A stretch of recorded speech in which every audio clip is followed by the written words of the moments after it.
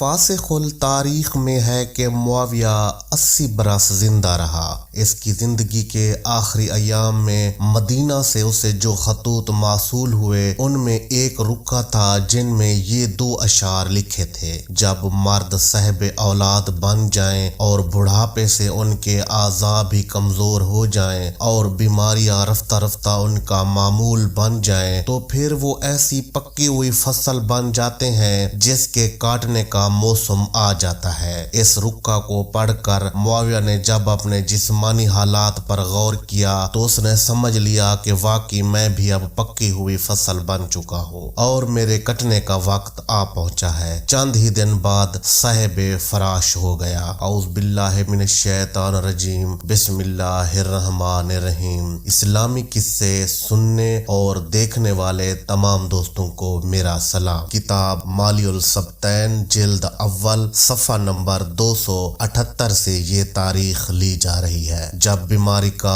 زور بڑھ گیا تو مسعودی کے مطابق یہ اشعار پڑھنے لگا: کاش مجھے 1 گھنٹہ کے لیے بھی حکومت دینا نہ ملتی اور میں اپنی نگاہ کو لذت دنیا میں مرکوز نہ کرتا۔ میں اس فقیر کی طرح ہوتا جس کی کل میراث 2 چادریں ہوتی ہیں اور جو مل جاتا ہے اس سے پیٹ بھر لیتا ہے اور قبرستان کا راہی ہوتا ہے۔ کامل التاریخ میں ہے کہ معاویہ نے موت سے پہلے جو خطبہ دیا اس کے چند جملے یہ تھے: میں اب پکی ہوئی فصل کی طرح ہوں، تمہارے سر پر میری حکومت کی مدت کافی طویل ہو چکی ہے، حتیٰ کہ اب میں تم لوگوں سے تھک چکا ہوں اور تم مجھ سے اکتا گئے ہو۔ اب تو حالت یہ ہے کہ میں تم سے جان چھڑانا چاہتا ہوں اور تم مجھ سے پیچھا چھڑانا چاہتے ہو۔ مرض الموت میں بہت زیادہ روتا تھا۔ ایک دن مروان نے پوچھا: کیا مرض اور موت سے گھبرا گیا ہے؟ معاویہ نے جواب دیا: یہ کوئی نئی بات نہیں ہے، مجھے موت نہیں اپنی زندگی پر رونا آ رہا ہے۔ مروان نے کہا: تیری زندگی کو کیا ہو گیا ہے؟ معاویہ نے کہا: کاش حجر ابن عدی اور اس کے ساتھیوں کے خون سے ہاتھ سرخ نہ کرتا، کاش حق کے علی غضب نہ کرتا، کاش علی سے جنگ نہ کرتا، کاش امت محمد کے سر پر یزید کو مسلط نہ کرتا۔ جب لوگوں کو مرض معاویہ کا علم ہوا تو عیادت کی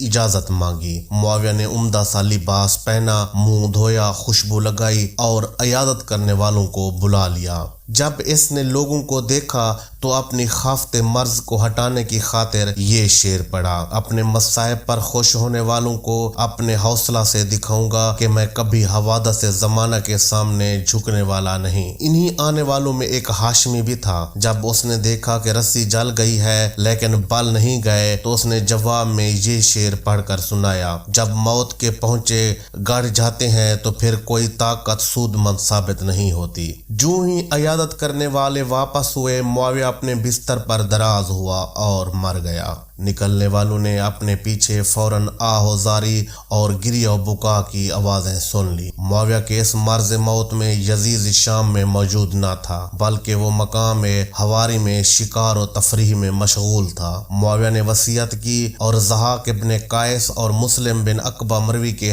حوالہ کی اور انہیں کہا کہ یزید کو دے دینا۔ ایک خط یزید کو لکھا: بیٹے، جو چیز بہت دور سمجھی جاتی ہے وہ میرے انتہائی قریب آ چکی ہے اور میں موت دوستوں کو ایک دوسرے سے جدا کر لیتی ہے۔ میرا خط پڑھنے کے فوراً بعد میرے پاس چلے آنا، اب میں بچنے والا نہیں ہوں۔ بیٹے، میں نے تجھے جنگوں اور آئے دن کی ادا جاوی سے بچا لیا ہے۔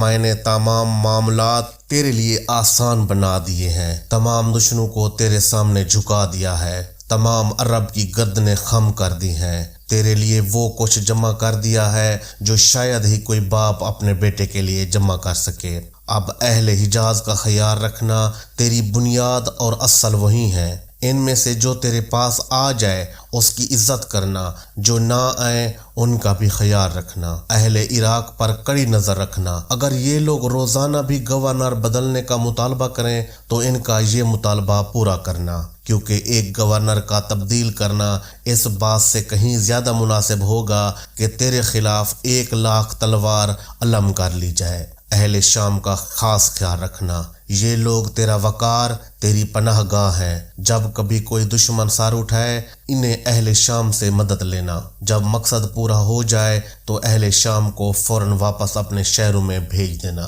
کیونکہ اگر یہ لوگ دوسرے علاقوں میں رہ گئے تو ان کے اخلاق بگڑ جائیں گے۔ حکومت کے سلسلہ میں تیرے ساتھ صرف 4 آدمی جھگڑا کر سکتے ہیں، یہ چاروں قریش سے ہیں۔ پہلا خلیفہ چہارم کا بیٹا حسین ابن علی ہے، دوسرا خلیفہ دوم کا بیٹا عبداللہ ابن عمر ہے، تیسرا خلیفہ اول کا نواسہ اور ام المومنین عائشہ کا بھانجا عبداللہ ابن زبیر ہے، اور چوتھا خلیفہ اول کا بیٹا عبد الرحمن ابن ابو بکر ہے۔ محمد سے قربت کے پیش نظر حسین ابن علی سے چشم پوشی کرنا۔ عبداللہ ابن عمر تیرے ساتھ ہے، اسے نہ چھوڑنا۔ عبداللہ ابن زبیر پر جب موقع ملے اسے ٹکڑے ٹکڑے کر دینا۔ یہ شخص موقع پاتے ہی تجھ پر اس طرح حملہ کرے گا جس طرح شیر شکار پر جھپٹتا ہے، اور بصورت مجبوری تجھ سے اس طرح پیش آئے گا جس طرح لومڑی۔ عبد الرحمن ابن ابو بکر وہی کرے گا جو اس کے ساتھی کرتے ہیں۔ دنیا میں اس کا متاع صرف اور صرف عورتوں سے لذت کا حصول ہے۔ ضحاک ابن قیس نے معاویہ کی نماز جنازہ اس طرح پڑھائی کہ معاویہ کا کفن ہاتھ میں لے کر مسجد میں آیا۔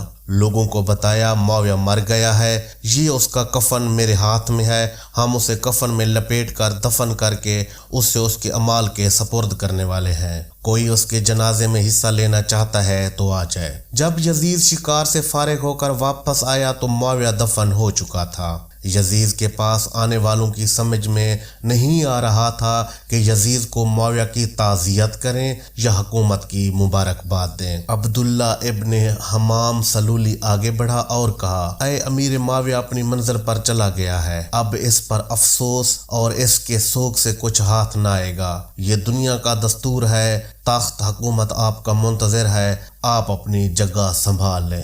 عبداللہ کی بات سن کر تمام حاضرین نے یہی کہنا شروع کیا۔ یزید منبر پر بیٹھا اور پہلا خطبہ دیا۔ اس اللہ کی حمد ہے جو ہر کام کرنے میں مختار ہے، جسے چاہے دے، جسے چاہے نہ دے، جسے چاہے پست کر دے اور جسے چاہے بلند کر دے۔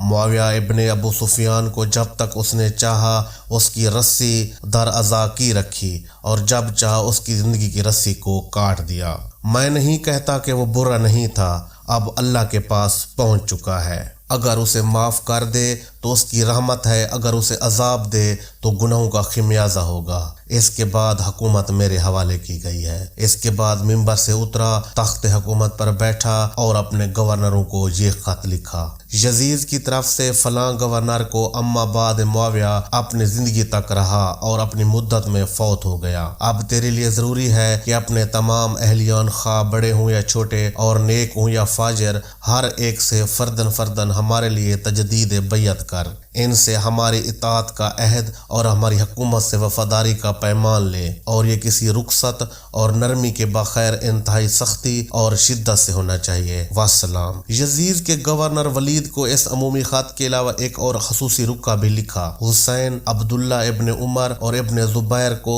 سے ہماری بیعت لے، بیعت لینے میں پوری سختی سے کام لے اور کوئی نرمی نہ کر۔ اے ابو محمد، ان لوگوں کو میرا یہ خط دکھا دینا، اسے دیکھنے کے بعد اگر کوئی بیعت نہ کرے تو جواب کے ساتھ میرے پاس اس کا سر بھیج دے۔ والسلام۔